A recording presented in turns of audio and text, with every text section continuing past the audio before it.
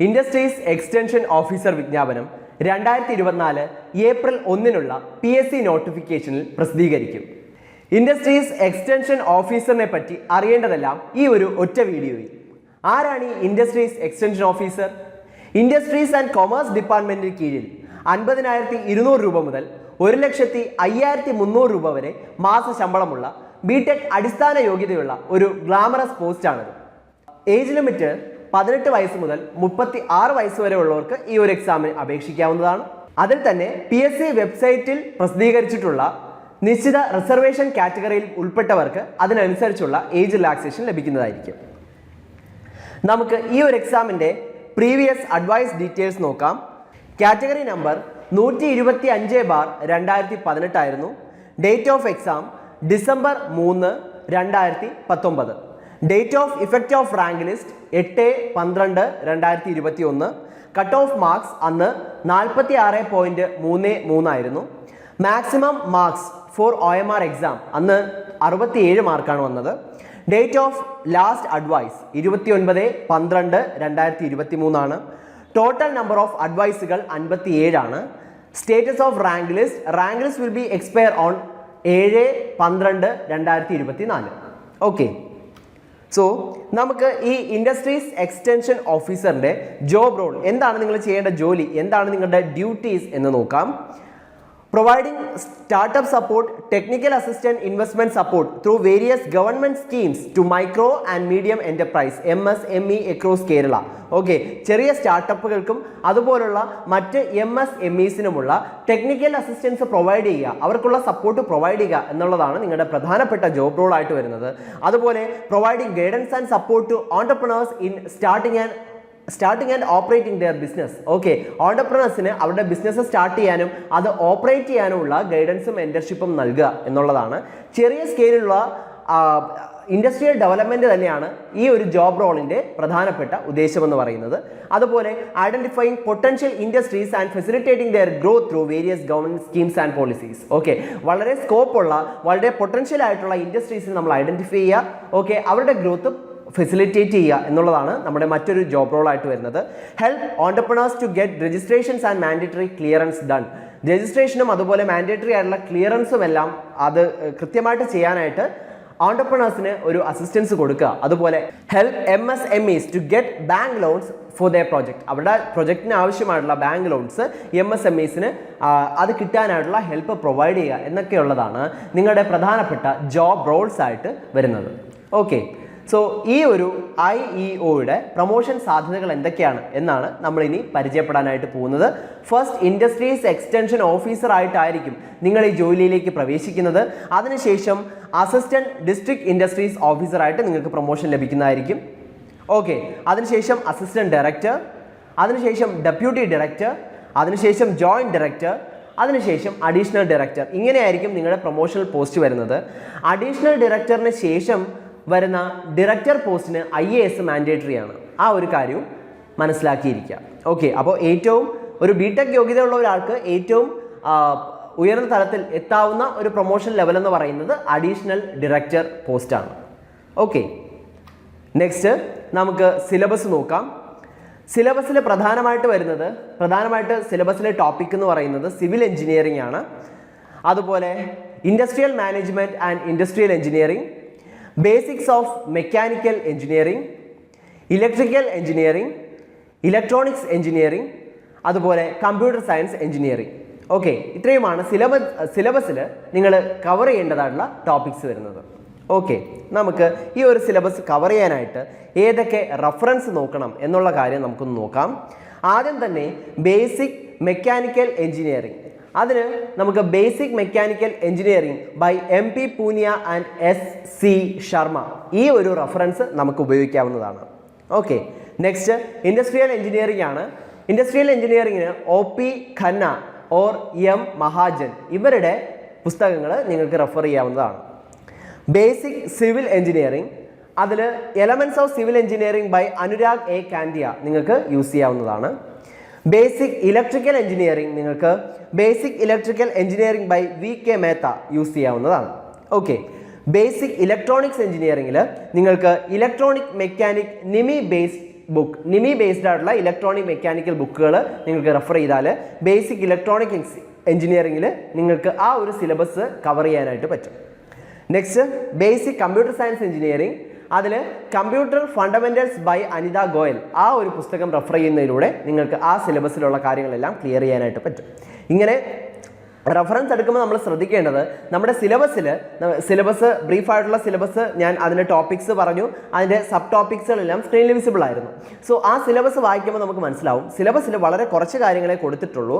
പക്ഷേ ഇതേപോലുള്ള റെഫറൻസ് ബുക്കുകൾ എടുക്കുമ്പോൾ അഡീഷണൽ ആയിട്ട് ധാരാളം കാര്യങ്ങളും അഡീഷണൽ ആയിട്ട് ധാരാളം ടോപ്പിക്സും അതിലുണ്ടാവും. സോ ഏറ്റവും മാൻഡേറ്ററി ആയിട്ട് നിങ്ങൾ ചെയ്യേണ്ടത്, ഏറ്റവും കൂടുതൽ എഫേർട്ട് നിങ്ങൾ എടുക്കേണ്ടത് ഇവിടെ ആയിരിക്കും. സിലബസിനനുസരിച്ച് ഈ റെഫറൻസ് ബുക്കിലെ ടോപ്പിക്സിനെ ഒന്ന് മോൾഡ് ചെയ്തെടുക്കുക, അല്ലെങ്കിൽ അതിനെ ഒന്ന് ഓർഗനൈസ് ചെയ്തെടുക്കുക എന്നതാണ് ഏറ്റവും ചാലഞ്ചിങ് ആയിട്ടുള്ള ഒരു കാര്യമായിട്ട് വരുന്നത്. ഏറ്റവും കൃത്യമായിട്ട് തന്നെ അത് ചെയ്തിട്ടില്ല എന്നുണ്ടെങ്കിൽ നിങ്ങൾക്ക് കൂടുതൽ സമയം അവിടെ വേസ്റ്റ് ആവാനായിട്ട് സാധ്യതയുണ്ട്. അതുപോലെ മറ്റൊരു ടിപ്പ് എന്ന് പറയുന്നത് നിങ്ങളുടെ റെഫറൻസ് അല്ലെങ്കിൽ നിങ്ങളുടെ സോഴ്സുകൾ എപ്പോഴും മിനിമൈസ് ചെയ്ത് വയ്ക്കുക എന്നുള്ളൊരു കാര്യം വളരെ ഇമ്പോർട്ടൻ്റ് ആണ്. കൂടുതൽ റെഫറൻസ് മെറ്റീരിയൽസ് എടുത്ത് പഠിക്കുന്നതിന് പകരം നമ്മൾ ഒരു സ്റ്റാൻഡേർഡ് റെഫറൻസ് എടുക്കുക, അതിൽ നിന്നും ആവശ്യമായിട്ടുള്ള ടോപ്പിക്സ് നമ്മൾ ചൂസ് ചെയ്ത് എടുക്കുക എന്നുള്ള കാര്യം പ്രധാനപ്പെട്ടതാണ്. അതിനെ വീണ്ടും റിപ്പീറ്റഡ് ആയിട്ട് പീരിയോഡിക്കലായിട്ട് റിവൈസ് ചെയ്യുക എന്നുള്ളതാണ് കൂടുതൽ റെഫറൻസ് മെറ്റീരിയലുകൾ വായിക്കുന്നതിനേക്കാളും എന്തുകൊണ്ടും ബെറ്റർ ആയിട്ട് വരിക. ഓക്കെ, സോ നമുക്ക് സിലബസ് മുഴുവൻ ഈ പറഞ്ഞ റെഫറൻസിലൂടെ കവർ ചെയ്യാനായിട്ട് പറ്റും. അതിനുശേഷം മറ്റൊരു പ്രധാനപ്പെട്ട കാര്യമാണ് പ്രാക്ടീസ് ചെയ്യുക, ക്വസ്റ്റ്യൻസ് പ്രാക്ടീസ് ചെയ്യുക എന്നുള്ളത്. അപ്പോൾ അതിനായിട്ടുള്ള കുറച്ച് പ്രീവിയസ് ഇയർ ക്വസ്റ്റ്യൻ പേപ്പേഴ്സിൻ്റെ ഡീറ്റെയിൽസ് ആണ് ഇവിടെ നൽകിയിരിക്കുന്നത്. IEO previous year question papers, industrial extension ഓഫീസറിൻ്റെ തന്നെ പ്രീവിയസ് ഇയർ ക്വസ്റ്റ്യൻ പേപ്പേഴ്സ് നിങ്ങൾക്ക് യൂസ് ചെയ്യാവുന്നതാണ്. അതുപോലെ assistant director industries and commerce, ആ ഒരു ക്വസ്റ്റ്യൻസും നിങ്ങൾക്ക് യൂസ് ചെയ്യാവുന്നതാണ്. പക്ഷേ അത് യൂസ് ചെയ്യുമ്പോൾ നിങ്ങൾ ശ്രദ്ധിക്കുക, നിങ്ങൾക്ക് കെമിക്കൽ ആൻഡ് അഗ്രികൾച്ചറൽ സയൻസ് ഈ ഒരു സിലബസിൽ വന്നിട്ടില്ല. പക്ഷേ അത് assistant director industries and commerce ആ ഒരു എക്സാമിന് ആ സിലബസും ഇൻക്ലൂഡഡ് ആണ്. അപ്പോൾ ആ ഒരു ഭാഗം chemical and agriculture questions exclude ചെയ്തിട്ട് വേണം നിങ്ങൾക്ക് ബാക്കിയുള്ള ക്വസ്റ്റ്യൻസ് എടുക്കാനായിട്ട്. ഓക്കെ, അവിടെയും നിങ്ങൾ ശ്രദ്ധ ചെലുത്തേണ്ടത് വളരെ അത്യാവശ്യമാണ്. Next Kerala PSC poly lecturer all branches നിങ്ങൾക്ക് ക്വസ്റ്റ്യൻസ് എടുക്കാവുന്നതും ആ ക്വസ്റ്റ്യൻസ് പ്രാക്ടീസ് ചെയ്ത് നോക്കാവുന്നതുമാണ്. അതുപോലെ കേരള PSCയുടെ assistant professor question paper, okay 2016 Kerala PSCയുടെ അസിസ്റ്റന്റ് പ്രൊഫസർ ക്വസ്റ്റ്യൻ പേപ്പർ നിങ്ങൾക്ക് യൂസ് ചെയ്യാവുന്നതാണ്.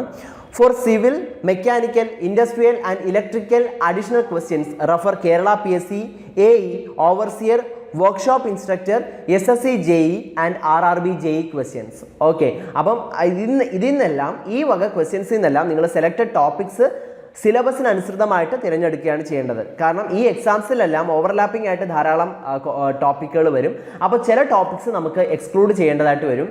Because we R exclusively preparing for industries extension office. So അതിൽ പ്രിപ്പയർ ചെയ്യുന്നവർക്ക് തീർച്ചയായിട്ടും കുറച്ച് ടോപ്പിക്സ് എക്സ്ക്ലൂഡ് ചെയ്യേണ്ടതായിട്ട് വരും. സോ അവിടെയും നിങ്ങൾ ശ്രദ്ധ ചെലുത്തേണ്ടത് വളരെ അത്യാവശ്യമാണ്. ഓക്കെ, സിലബസിനെ അനുസരിച്ചായിരിക്കണം നമ്മുടെ പ്രിപ്പറേഷൻ മുന്നോട്ട് കൊണ്ടുപോകേണ്ടത്. നെക്സ്റ്റ് ഇലക്ട്രോണിക്സ് അഡീഷണൽ ക്വസ്റ്റ്യൻസിന് നിങ്ങൾക്ക് electronic mechanic and power electronic NIMI based previous year questions ചെയ്യാവുന്നതാണ്. അതുപോലെ junior instructor electronic mechanic and power electronics tradesman electronic Kerala PSC previous year ക്വസ്റ്റ്യൻസും നിങ്ങൾക്ക് പ്രാക്ടീസ് ചെയ്ത് നോക്കാവുന്നതാണ്. ഇതിലൂടെ ഇലക്ട്രോണിക്സിൻ്റെ അഡീഷണൽ ക്വസ്റ്റ്യൻസും നിങ്ങൾക്ക് കവർ ചെയ്യാനായിട്ട് പറ്റും. പക്ഷേ ഇങ്ങനെ പ്രീവിയസ് ഇയർ ക്വസ്റ്റ്യൻസ് എടുക്കുമ്പോൾ ഉള്ള ഒരു പ്രധാനപ്പെട്ട പ്രശ്നം ടോപ്പിക് വൈസ് ക്വസ്റ്റ്യൻസ് നമുക്ക് കിട്ടുക എന്നുള്ളത് വളരെ ബുദ്ധിമുട്ടായിട്ടുള്ള കാര്യമായിരിക്കും. ഓക്കെ, ഒരു ടോപ്പിക്ക് നമ്മൾ പഠിച്ചു കഴിഞ്ഞാൽ ആ ടോപ്പിക്കിനെ ബേസ് ചെയ്തിട്ട് മൾട്ടിപ്പിൾ ചോയ്സ് ക്വസ്റ്റ്യൻസ് ചെയ്യുക എന്നുള്ളത് ഒരു കോമ്പറ്റേറ്റീവ് എക്സാമിന് പ്രിപ്പയർ ചെയ്യുന്ന ഒരു ഉദ്യോഗാർത്ഥിയെ സംബന്ധിച്ചിടത്തോളം വളരെ ഇമ്പോർട്ടൻ്റ് ആയിട്ടുള്ള കാര്യമാണ്. സോ ആ ഒരു അതൊരു ടാസ്ക് തന്നെയാണ്. ഇത്തരത്തിലുള്ള പ്രീവിയസ് ഇയർ ക്വസ്റ്റ്യൻസ് എടുക്കുമ്പോൾ നമുക്ക് ടോപ്പിക് വൈസ് ക്വസ്റ്റ്യൻസ് കിട്ടാനായിട്ടുള്ള അതിൻ്റെ ഒരു ലഭ്യതക്കുറവ് ഉണ്ടാകാനായിട്ടുള്ള ഒരു സാധ്യതയുണ്ട്. ഓക്കെ, നെക്സ്റ്റ് എങ്ങനെ നമുക്ക് ഈ ഒരു എക്സാമിന് പ്രിപ്പയർ ചെയ്യാം, അതിൻ്റെ സ്ട്രാറ്റജി എങ്ങനെയായിരിക്കണം, ടോപ്പ് റാങ്കിൽ എത്തുന്നവരുടെ സ്ട്രാറ്റജി എങ്ങനെയാണ് എന്നുള്ള കാര്യമാണ് നമ്മൾ ഇനി നോക്കാൻ പോകുന്നത്. അവിടെ നമ്മൾ ഏതൊരു എക്സാമിന് പ്രിപ്പയർ ചെയ്യുമ്പോഴും നമ്മൾ പറയുന്ന ഒരു കാര്യമാണ് fake it and then make it എന്ന്.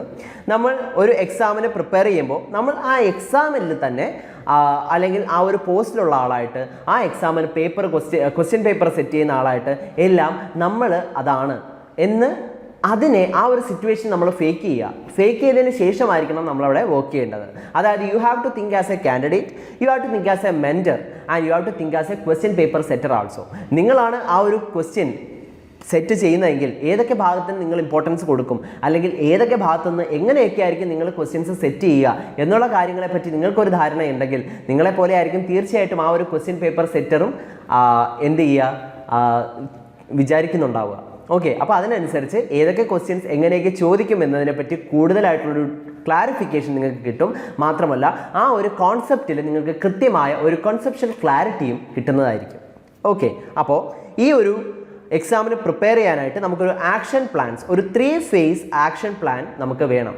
അതിൽ phase 1 നമ്മൾ എന്താ ചെയ്യേണ്ടത്? Go through the syllabus and previous year question paper, then analyse your strength and weakness and decide the mode of preparation as per your level of knowledge. Okay, അപ്പോൾ നമ്മൾ ആദ്യം എന്താ ചെയ്യുന്നത്? നമ്മൾ ആദ്യം സിലബസിൽ കൂടെ സിലബസ് ഒന്ന് റെഫർ ചെയ്യുക. പ്രീവിയസ് ഇയർ ക്വസ്റ്റ്യൻ പേപ്പേഴ്സും നമ്മളൊന്ന് റെഫർ ചെയ്യുക. അപ്പോൾ എല്ലാ സിലബസിലും നമ്മൾ ബിടെക്കിൽ എനി ബ്രാഞ്ചാണ് നമ്മുടെ ഒരു ക്വാളിഫിക്കേഷൻ എന്ന് പറയുന്നത്. അപ്പോൾ ഈ സിലബസിലുള്ള എല്ലാ ടോപ്പിക്സും നമുക്കൊരു പക്ഷേ അറിയണമെന്നുണ്ടാവില്ല. നമുക്ക് സ്പെഷ്യലൈസ്ഡ് ആയിട്ടുള്ള ആ ഒരു ടോപ്പിക്കിൽ മാത്രമേ നമുക്ക് കൃത്യമായിട്ടുള്ള ഒരു ഐഡിയ ഉണ്ടാവൂ. ഓക്കെ, ബാക്കിയുള്ള ഭാഗങ്ങളെല്ലാം നമുക്ക് വീക്കായിരിക്കും. അങ്ങനെ ഏതൊക്കെ ഭാഗങ്ങളിലാണ് നമ്മൾ വീക്ക് എന്നുള്ള കാര്യം നമ്മൾ ആദ്യം തന്നെ ഐഡൻറ്റിഫൈ ചെയ്യുക എന്നുള്ളതാണ് ഒരു കാര്യം.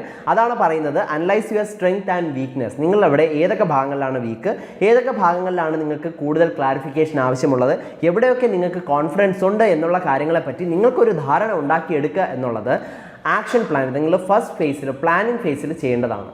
ഓക്കെ, അതുപോലെ collect the primary source of preparation. നിങ്ങൾക്ക് പ്രിപ്പറേഷൻ ആവശ്യമായിട്ടുള്ള എല്ലാ റെഫറൻസ് ബുക്കുകളും എല്ലാ പ്രീവിയസ് ഇയർ ക്വസ്റ്റ്യൻ പേപ്പേഴ്സും മറ്റ് എല്ലാ സ്റ്റാൻഡേർഡ് ആയിട്ടുള്ള മെറ്റീരിയൽസും നിങ്ങൾ എന്ത് ചെയ്യുക? കളക്ട് ചെയ്ത് വയ്ക്കേണ്ടതും ഇവിടെയാണ്. ഈ ഒരു പ്രിപ്പറേഷൻ്റെ ഫേസിലാണ് നിങ്ങൾ ഇതെല്ലാം കളക്ട് ചെയ്ത് വയ്ക്കേണ്ടത്. പിന്നെ നിങ്ങൾ മറ്റൊരു കാര്യത്തിന് ഓടേണ്ടതായിട്ട് വരരുത്. Okay, next prepare an effective study plan and schedule time for practising topic wise MCQs. ഏതൊരു കോമ്പറ്റേറ്റീവ് എക്സാമിനെ പ്രിപ്പയർ ചെയ്യുമ്പോഴും നമ്മൾ കോൺസെപ്റ്റ് പഠിച്ചു തീർന്നു എന്ന് പറഞ്ഞിട്ട് യാതൊരു കാര്യമില്ല. Because it is a multiple choice exam pattern ആണ് നമ്മൾ ഫോളോ ചെയ്യുന്നത്. അപ്പോൾ അങ്ങനെ ഫോളോ ചെയ്യുമ്പോൾ എന്താണ്, നമുക്ക് ക്വസ്റ്റ്യൻ പേപ്പേഴ്സ് അല്ലെങ്കിൽ മാക്സിമം ക്വസ്റ്റ്യൻസ് ടോപ്പിക് വൈസ് ചെയ്ത് പഠിക്കുക എന്നുള്ളത് വളരെ ഇമ്പോർട്ടൻ്റ് ആയിട്ടുള്ള ഒരു കാര്യമാണ്. സോ ക്വസ്റ്റ്യൻ പ്രാക്ടീസ് ചെയ്യാനും അതുപോലെ ടോപ്പിക്ക് ക്ലിയർ ചെയ്യാനും ഉതകുന്ന രീതിയിൽ നിങ്ങൾ എന്ത് ചെയ്യുക? ഒരു സ്റ്റഡി പ്ലാൻ നിങ്ങൾ തന്നെ സ്വയം ഉണ്ടാക്കുക എന്നുള്ളതാണ് നിങ്ങളുടെ അടുത്ത പ്രധാനപ്പെട്ട ജോലിയായിട്ട് വരുന്നത്. ഓക്കെ, അപ്പോൾ പ്ലാനിങ് ഫേസിൽ ഇതെല്ലാം കഴിഞ്ഞാൽ അടുത്ത് നമുക്ക് ആക്ഷൻ ഫേസിലോട്ട് കിടക്കാം. ഓക്കെ, അപ്പം action and continuous improvement phase നിങ്ങളുടെ phase 2 ആണ്. ഇവിടെ നിങ്ങൾ എന്താണ് ചെയ്യേണ്ടത്? Intensive preparation to attain concept clarity. നിങ്ങൾക്ക് കൺസെപ്റ്റ് ക്ലാരിറ്റി കിട്ടാനായിട്ട് നിങ്ങൾ ഇൻറ്റൻസീവായിട്ട് പ്രിപ്പയർ ചെയ്യേണ്ടത് ഇവിടെയാണ്. കൺസെപ്റ്റുകൾ, സിലബസ് ബേസ്ഡ് ആയിട്ടുള്ള എല്ലാ കൺസെപ്റ്റുകളും നിങ്ങൾക്ക് ക്ലിയർ ആണെന്ന് ഉറപ്പുവരുത്തേണ്ടതും ഇവിടെയാണ്. Topic wise practice, smart note making and mind mapping. Okay, അപ്പോൾ ടോപ്പിക് വൈസ് ക്വസ്റ്റ്യൻസ് പ്രാക്ടീസ് ചെയ്യേണ്ടതും സ്മാർട്ട് നോട്ട് ഉണ്ടാക്കേണ്ടതും മൈൻഡ് മാപ്പ് ചെയ്യേണ്ടതുമായിട്ടുള്ള ഒരു ഫേസും കൂടെയാണ് ഇവിടെ. Revision and previous year question practice. ഇവിടെയാണ് നിങ്ങൾ റിവൈസ് ചെയ്യേണ്ടതും നിങ്ങൾക്ക് പ്രീവിയസ് ഇയർ ക്വസ്റ്റ്യൻസ് പ്രാക്ടീസ് ചെയ്യേണ്ടതുമായിട്ടുള്ള സമയം. ഓക്കെ, സോ IUയുടെ നോട്ടിഫിക്കേഷൻ ഇതുവരെ വന്നിട്ടില്ല. അപ്പോൾ ഇപ്പോൾ നിങ്ങൾക്ക് phase 1 phase 2 പ്രധാനപ്പെട്ട സമയമാണ്. ആ ഒരു ഫേസ് കൃത്യമായിട്ട് തന്നെ പ്രയോജനപ്പെടുത്തുക. phase 3 എന്ന് പറയുമ്പോൾ നിങ്ങളുടെ ഫിനിഷിംഗ് ഫേസ് ആണ്. When the final syllabus is published, final syllabus publish ചെയ്ത് കഴിഞ്ഞാൽ first cover the additional topics that is not included in the tentative syllabus and practice maximum MCQs as early as possible. Okay, അപ്പോൾ നിങ്ങൾ follow ചെയ്യുന്ന ഒരു tentative syllabus ആയിരിക്കും. ആ tentative സിലബസിൽ നിന്ന് എക്സ്ക്ലൂഡ് ചെയ്തിട്ടുള്ള അല്ലെങ്കിൽ അതിൽ വീണ്ടും ഇൻക്ലൂഡ് ചെയ്യേണ്ടതായിട്ടുള്ള ടോപ്പിക്സ് നിങ്ങൾ എന്ത് ചെയ്യുക? അത് കണ്ടെത്തുക.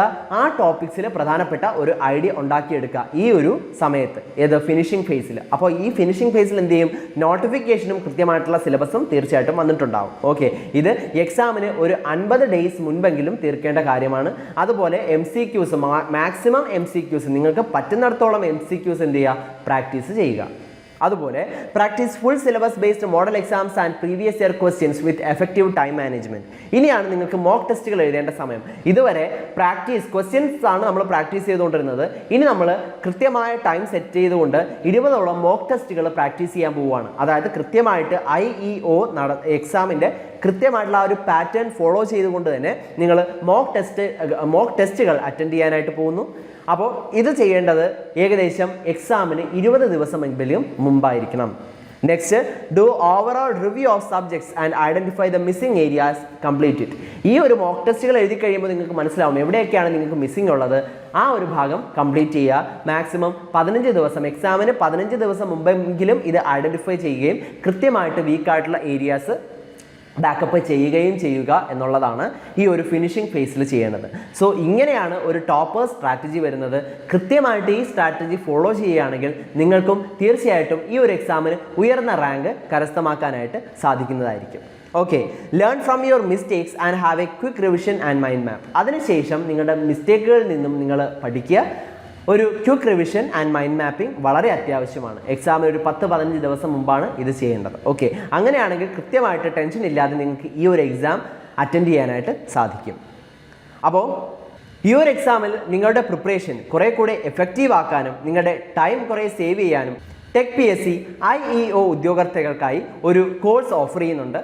ഞങ്ങളുടെ പ്രധാനപ്പെട്ട പ്രത്യേകതകൾ എക്സ്പേർട്ട് ഫാക്കൽറ്റീസ്, അതുപോലെ full syllabus coverage and smart study materials in PDF format, study plan and scheduled topic wise exam, interactive live sessions and recorded classes, doubt clearance and mentorship, 5000-ലധികം topic wise multiple choice questions with detailed explanation, 20ഓളം model എക്സാമുകൾ with feedback, അതുപോലെ course validity till exam എന്നീ പ്രത്യേകതകളോടുകൂടിയ ഈ കോഴ്സിൽ നിങ്ങൾക്കും join ചെയ്യാം.